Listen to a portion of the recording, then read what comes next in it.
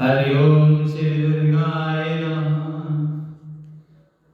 अथ श्री दुर्गा संवत्सरे प्रथमोऽध्यायः।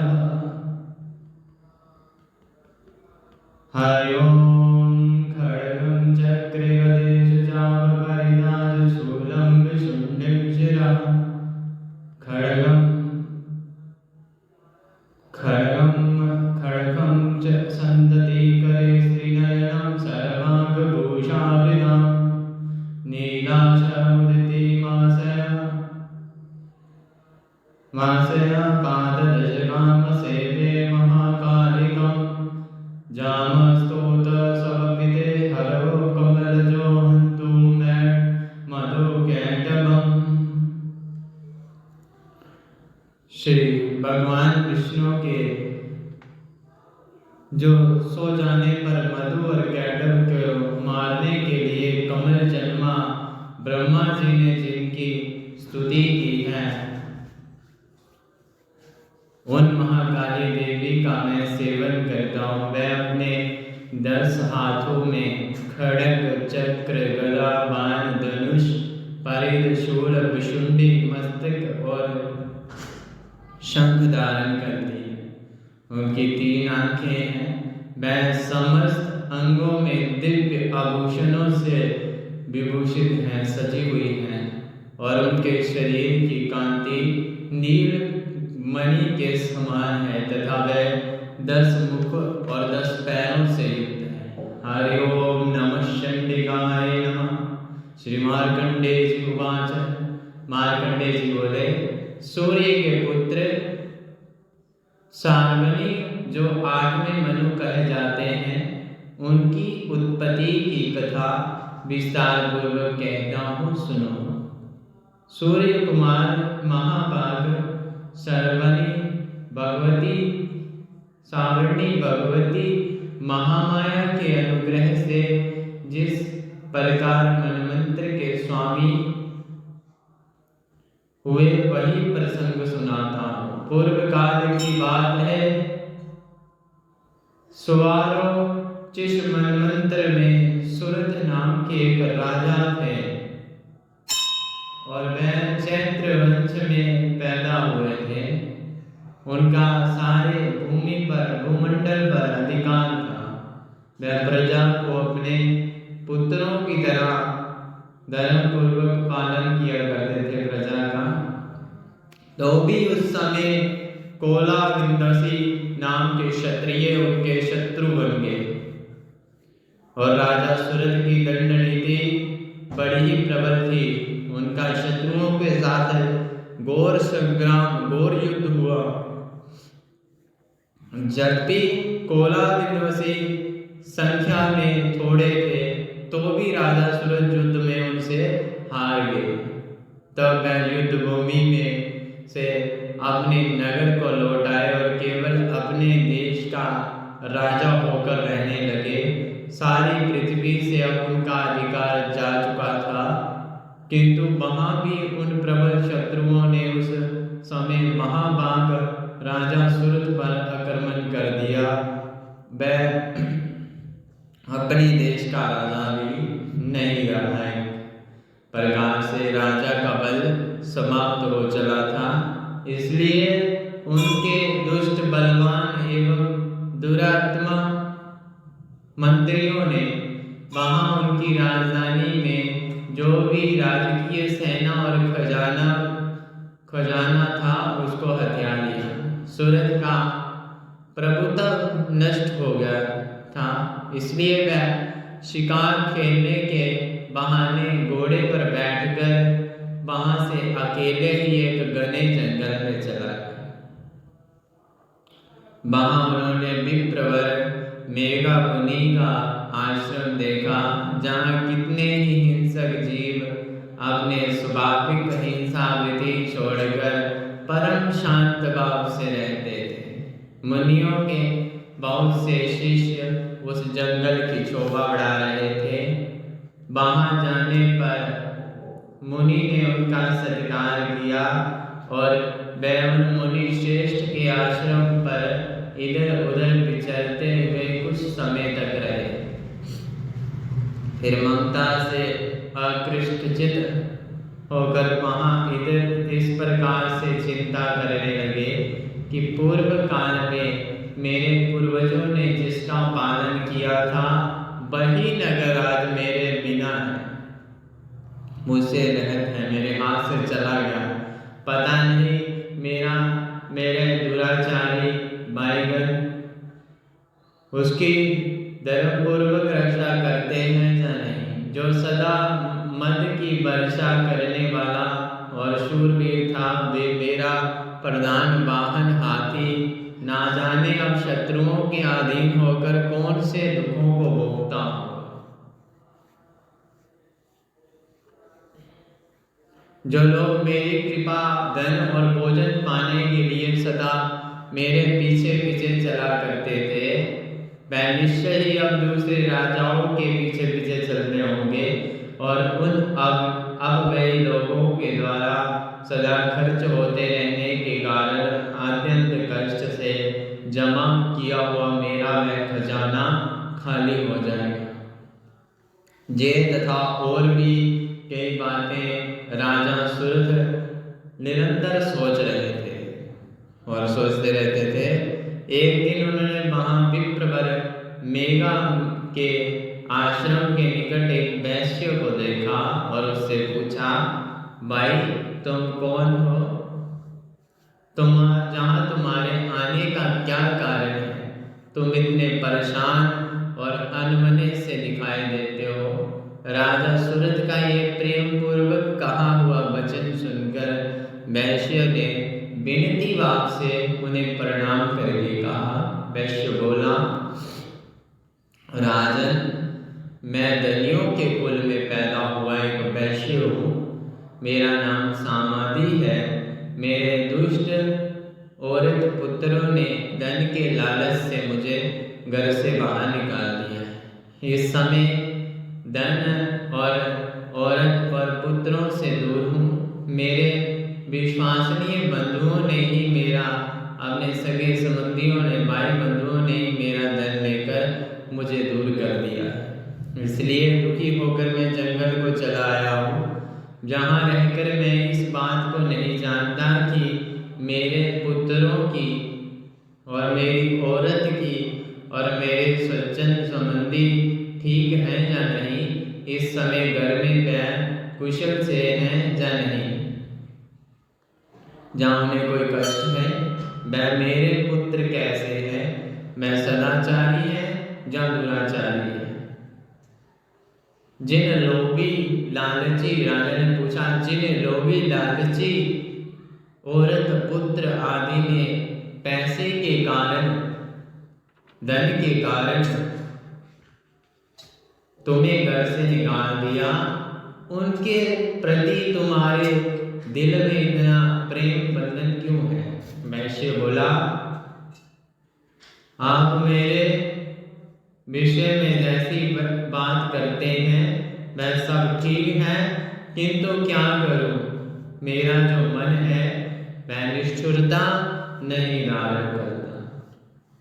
जिन्होंने धन के लालच में आकर पिता के प्रति स्नेह, पति के प्रति स्नेह और अपने भाई बंधुओं के प्रेम को तिलांजलि दे दी, मुझे घर से निकाल दिया, उनके प्रति मेरे हृदय में इतना प्रेम क्यों है, स्नेह क्यों है? महामते, गुणहीन बंधुओं के प्रति भी जो मेरा चित्त इस प्रकार प्रेम में मगन हो रहा है, ये क्या है? इस बात को मैं जानकर भी नहीं जान पाता। उनके लिए मैं लंबी सांसें ले रहा हूँ और मेरा जो दिल है बड़ा दुखी हो रहा है, हृदय। और उन लोगों में सर्वथा अभाव है प्रेम का, और तो भी उनके प्रति मेरा मन निष्ठुर नहीं हो पाता। इसलिए क्या करूं?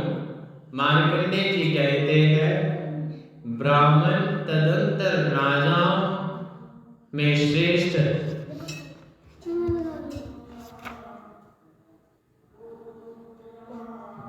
सुरत और वह समाधि नाम के वैश्य दोनों साथ साथ मेघा मुनि की सेवा में उपस्थित हुए और उनके साथ यथा योग्य न्याय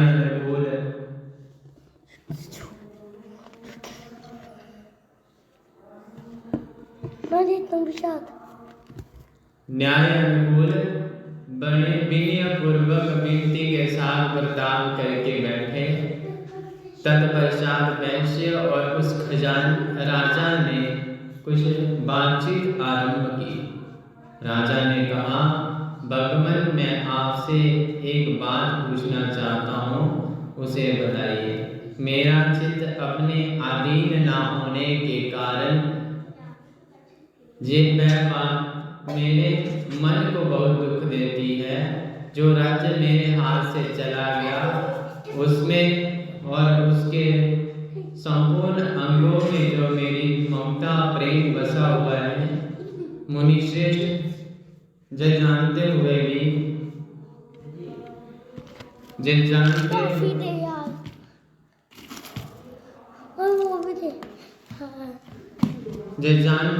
भी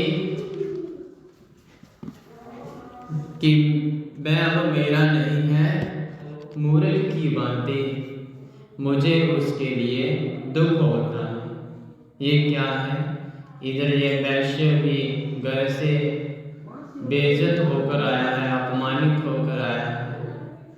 इसके लालची पुत्र और औरत ने इसे धन के लालच से छोड़ दिया है और सज्जनों ने भी इसका परित्याग कर दिया है, तो भी ये उनके प्रति बड़ा प्रेम भाव रखता है। इस प्रकार ये तथा मैं दोनों ही बहुत दुखी हैं। जिसमें प्रत्यक्ष दोष देखा गया है, उस महान विषय के लिए भी हमारे मन में ममता जनित आकर्षण पैदा हो रहा है। महाभाग, हम दोनों समझदार हैं, तो भी हमसे ये मोह जो पैदा हुआ है, ये क्या है? हमें जो पैदा हुआ है और विवेक शून्य पुरुष की भांति मुझ में और इसमें बीजे मूढ़ता प्रत्यक्ष दिखाई देती है। ऋषि बोले, महाभाग, विषय मार्ग का ज्ञान सभी जीवों का है। इसी प्रकार विषय भी सबके लिए अलग अलग हैं और कुछ प्राणी दिन में नहीं देखते और दूसरे रात में नहीं देखते, तथा कुछ जीव ऐसे हैं जो दिन और रात में बराबर देखते हैं। ये ठीक है कि मनुष्य समझदार होते हैं, किंतु मनुष्य ही समझदार नहीं होते। पशु पक्षी जानवर आदि सभी समझदार होते हैं। मनुष्यों की समझ भी वैसी ही होती है जैसे उन मृग और पक्षियों की होती है, तथा जैसी मनुष्यों की सोच होती है वैसी ही उन मृग पक्षी आदि की होती है। ये तथा अन्य बातें भी पराय दोनों समान हैं। समझ होने पर भी इन पक्षियों को तो देखो, ये स्वयं भूख से पीड़ित होते हुए भी प्रेमवश बच्चों को की चोंच में कितने चाव के साथ अन्न के रोटी के दाने डाल रहे हैं।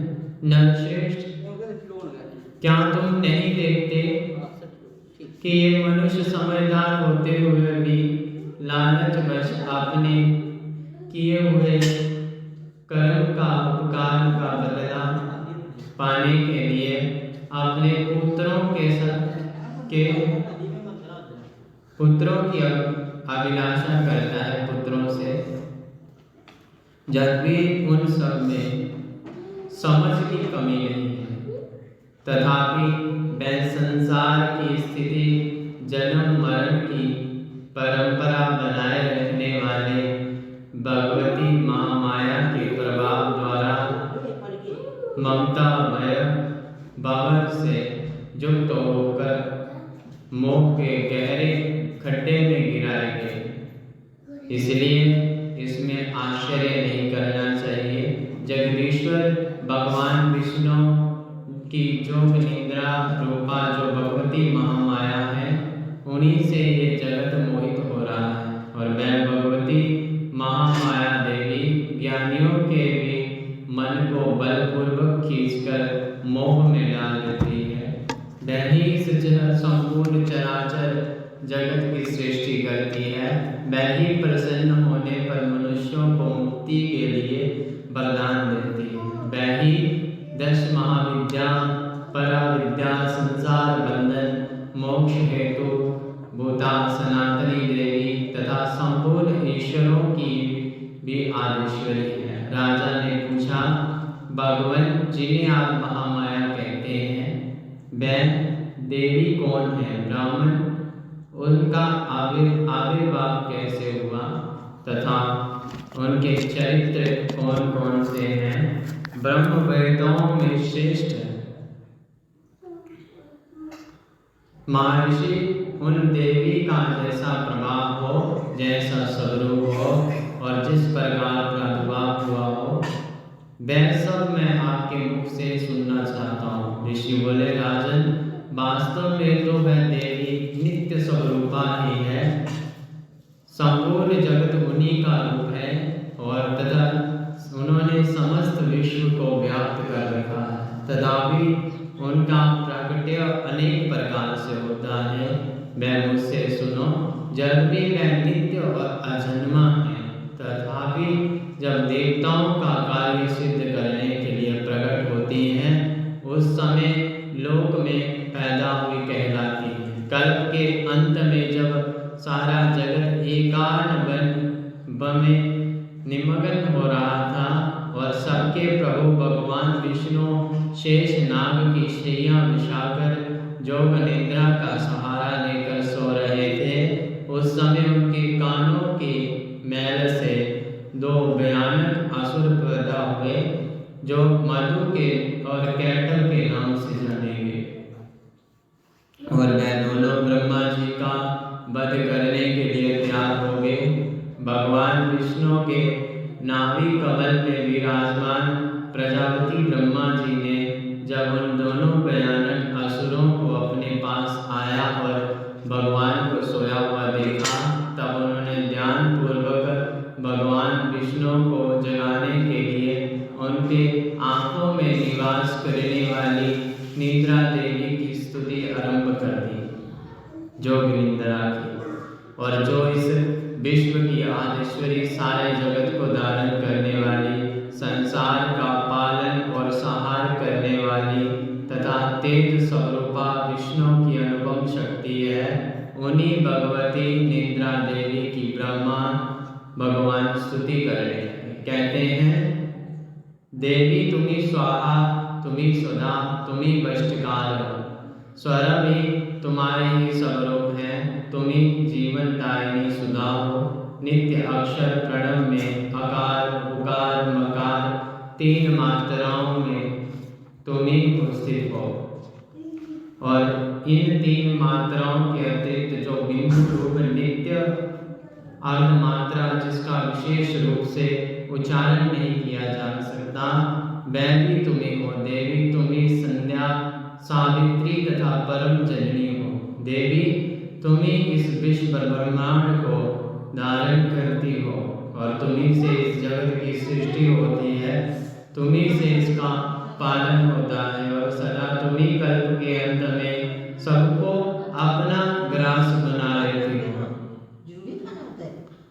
जगन में देवी, इस जगत की उत्पत्ति के समय तुम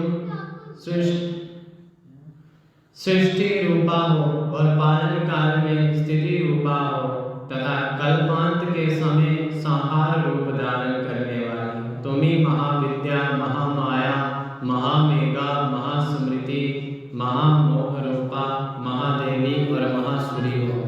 तुम्ही तीनों गुणों को पैदा करने वाली सबकी प्रकृति हो और भयंकर काल रात्रि, महारात्रि और मोह रात्रि भी तुम्ही हो।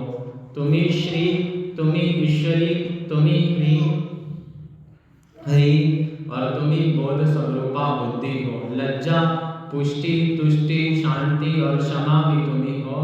तुम खड्ग धारणी, शूल धारणी, घोर गदा चक्र शंख और धनुष हाथ में धारण करने वाली हो। बाण विशुंडी और जितने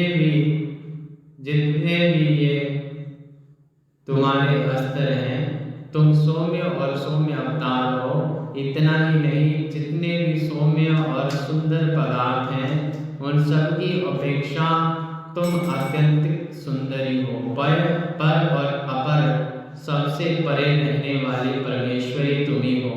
सर्व स्वरूपे देवी, कहीं भी सत्य असत्य रूप जो वस्तुएं हैं और उन सब की जो शक्ति है वह तुम्ही हो।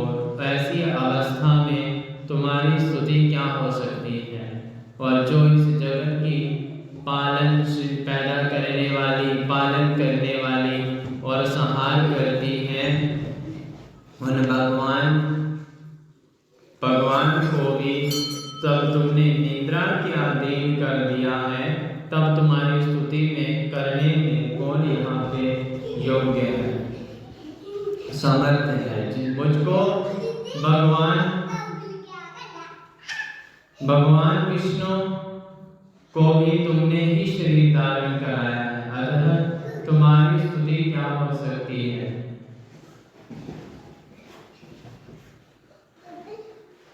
और तुम तो अपने इन उदार प्रभावों से ही प्रशंसित हो। जो दोनों दुर्दर्श आसुर मधु और कैटव हैं, इनको मोह में डाल दो और जगदीश्वर भगवान विष्णु को शीघ्र ही जगा दो। साथ ही इनके भीतर इन दोनों महान असुरों को मार डालने की बुद्धि पैदा करो। ऋषि कहते हैं, राजन, जब ब्रह्मा जी ने महामधु और कैटव को मारने के उद्देश्य से भगवान विष्णु को जगाने के लिए तमोगुण की अधिष्ठात्री देवी जोगनिद्रा की इस प्रकार स्तुति की, तब वह भगवान के आंखों, मुंह, नासिका, बाहु, हृदय और वृक्ष स्थल से निकलकर अव्यक्त जन्मा ब्रह्मा जी की दृष्टि के समक्ष खड़ी हो गई। और जोग निद्रा से मुक्त होने पर जगत के स्वामी भगवान विष्णु जनार्दन उस समय एकान वर्गे जल में शेष नाग की शैया से जागकर उठ खड़े हुए। फिर उन्होंने उन दोनों महान असुरों को देखा। वह दुरात्मा मधु और कैटव बड़े बलवान थे, पराक्रमी थे और क्रोध से लाल आंखें किए ब्रह्मा जी को खा जाने का प्रयत्न कर रहे थे। तब भगवान श्री हरि ने उठकर उन दोनों के साथ 5000 वर्षों तक केवल बाहों के साथ युद्ध किया। और वह दोनों भी अत्यंत जोर के कारण, बल के कारण उन्मत्त हो रहे थे। इधर महामाया ने भी उन्हें मोह में डाल रखा था। इसलिए वह भगवान विष्णु से कहने लगे, हम तुम्हारी वीरता से खुश हुए। तुम हम लोगों से कोई वर मांग लो। और श्री भगवान बोले, यदि तुम दोनों मुझ पर प्रसन्न हो, अब मेरे हाथ से मारे जाओ, बस इतना ही वर मुझे चाहिए। और यहाँ दूसरे वर से क्या लेना है। ऋषि कहते हैं, इस प्रकार धोखे में आ जाने पर जब उन्होंने संपूर्ण जगत में पानी ही पानी देखा, तब कमल नयन भगवान से कहा, यहाँ पृथ्वी जल में डूबी नहीं हो, जहाँ सूखा स्थान हो वहीं हमारा वध करो। ऋषि कहते हैं, तब तथास्तु कहकर शंख, चक्र और गदा धारण करने वाले भगवान ने उन दोनों के माथे अपनी जांघ पर रखकर चक्कर से काट दिए। इस प्रकार ये देवी महामाया ब्रह्मा जी की स्तुति करने पर स्वयं प्रकट हुई थी। अब पुनः अगले अध्याय में उनके चरित्र का वर्णन करूंगा। बोल सच्चे दरबार की जय, सचिया जोता वाली माता तेरी सदा ही जय। इसी प्रकार श्री मार्कंडेय जी पुराने सर्वानिक मनमंत्र की पहले अध्याय की कथा समाप्त हुई।